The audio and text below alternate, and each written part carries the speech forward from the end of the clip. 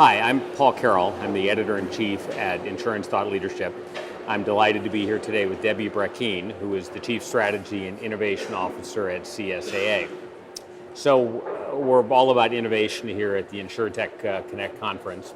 You have the small task of updating a 100-year-old business model.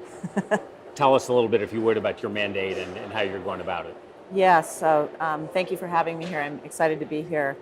So we have a pretty big mandate at CSAA Insurance Group, which is basically to, we're a reciprocal exchange, so we're not a publicly traded company, so we don't have to have a huge profit, but with the anticipation of kind of existing disruptions in the market, like the sharing economy, and future disruptions like autonomous vehicles, we're looking to come up with new value propositions that'll serve our members, in the future, with maybe needs that they don't or problems they don't even know that they're going to have in the future. We've set an audacious goal for ourselves of $1 billion of new revenue Is that all? in the next 10 years, which is no small feat for a $4 billion carrier, but that's our goal. And so the mandate is, and the remit is pretty big and broad. I like to say we're building an innovative company, not an innovation department. So we're really looking to help everybody in the company be more innovative, in addition to starting new businesses. So can you share any of the sorts of things you're exploring, or is that still a little early? There's some stuff that's a little early, but I'm happy to share a little bit about what we're doing. First and foremost, as you were introducing me, I'm really excited that in this role, strategy is combined with innovation.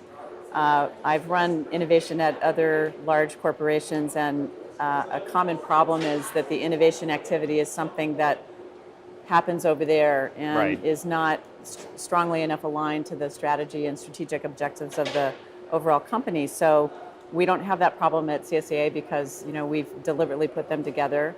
And so within the context of innovation, alluding to the broad mandate that we talked about a moment ago, we see our role as kind of multifaceted. So first and foremost, we want everybody in the company to be innovative. So we try to provide training and tools and other support systems to everybody in the company so that they can, if they see an opportunity for a continuous improvement of any kind, something that's a little bit less efficient, than it needs to be, or doesn't help us solve customer problems faster, they are enabled and empowered to take advantage of those tools and deliver on those small innovations.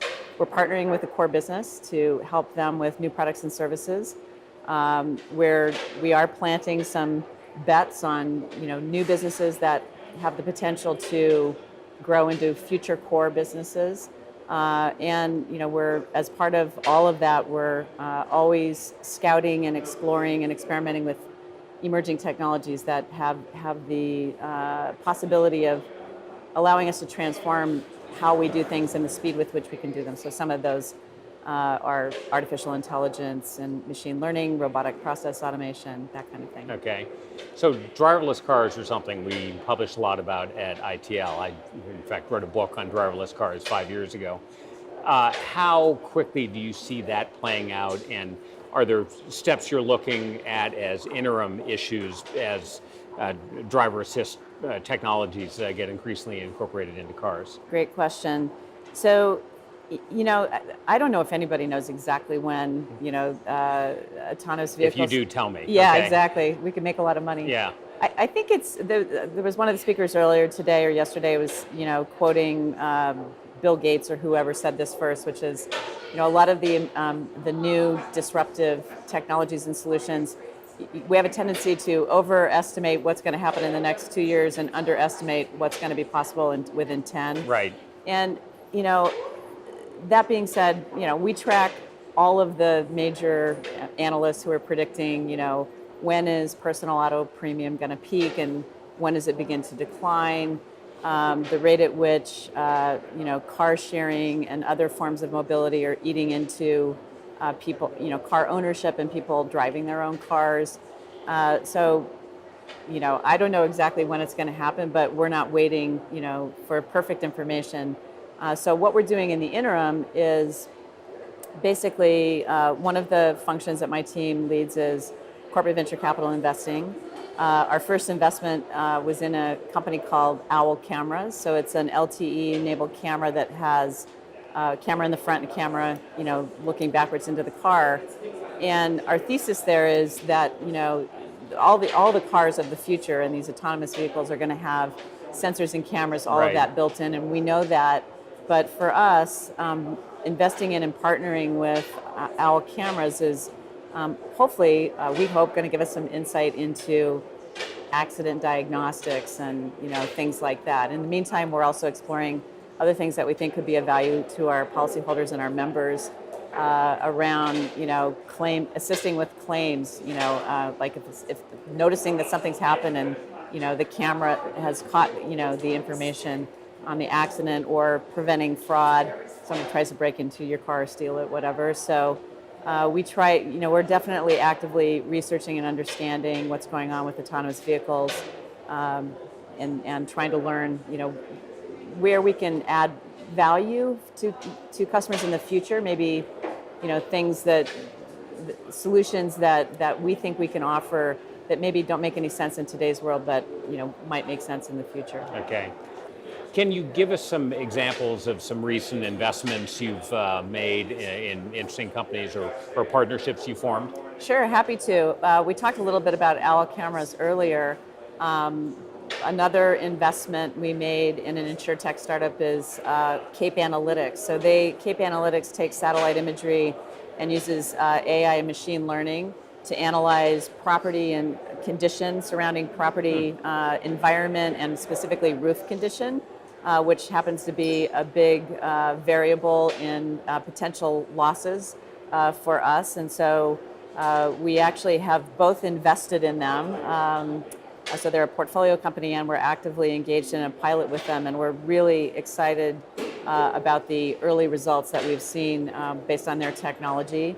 Another example that we're really excited about is, I think we were the first personal lines carrier to partner with Lyft and offer a Lyft credit in lieu of a rental car when somebody has a little fender bender and their car has to go in the shop. Okay. We piloted this in the Bay Area, in Northern California, Bay Area, starting in the spring of last year. It was very successful. Customers loved it. It actually cost us less money, but that wasn't why we did it. It was really just to test kind of an alternate form of transportation and some choice for our customers.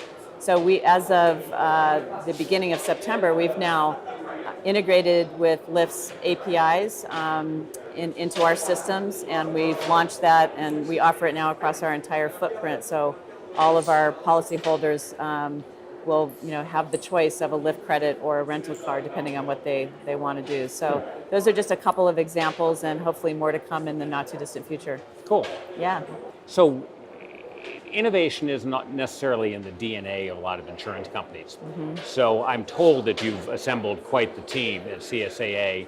Could you talk a little bit about who you look for, how you found them, how you assembled them, how you manage them?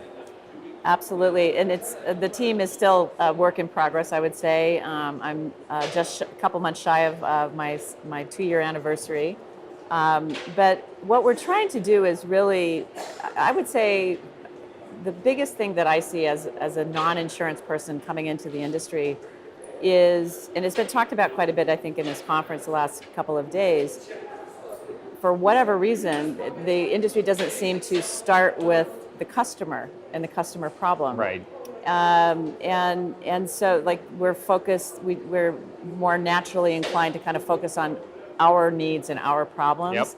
Yep. So first and foremost, I'm recruiting a team of people who, kind of by DNA and bias, is bringing the outside in, the outside in perspective, and starting with the customers. So I'm hiring people who have deep experience and capabilities in design thinking, lean startup, and agile as well. And so we're really first, how do we measure success, and how do I think about what are we trying to accomplish? Yes, we have a problem where we want to have a right to serve our customers in the future, so we're going to have to replace revenue as the personal auto premiums go down. But how do you do that? You start with a customer problem. And so I just think that's so important, and it sounds so simple, but it's actually really hard. But the disruption that will come with autonomous vehicles to me is such a rich problem space because, Clay Christensen talks about jobs to be done, customer jobs to be done. And most ethnographic research and observational research is targeted at kind of discovering what are those unmet needs that even if you asked a customer, they wouldn't be able to tell you. Right. But you can discover. So, who knows what kind of interesting problems and jobs to be done, there will be for customers in a world in the autonomous future. But I'm trying to build a team that's kind of wired to think that way and to discover them. I think, a lot of really big businesses, start with just very small ideas that represent kind of valuable insights that perhaps are uncommon. And so we're hopeful to do that.